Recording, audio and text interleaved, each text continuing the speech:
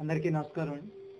ఈ నెల 14వ తేదీన పిఠాపురం వద్ద చిత్రాడ దగ్గర 12వ ఆవిర్భావ సభ జరుగుతున్న సందర్భంగా అవనగడ్డ నియోజకవర్గంలోని 6 మండలాల్లో ఉన్నటువంటి జన సైనికులు మరియు కూటమి కార్యకర్తలు, కూటమి నాయకులకు, సామాన్య ప్రజలకు కూడా ఈ సభను విజయవంతం చేయడం కోసం అందరూ తరలి రావాలని పిలుపునిస్తూ ఈరోజు ఈ ప్రెస్ మీట్ ఏర్పాటు చేయడం జరిగింది.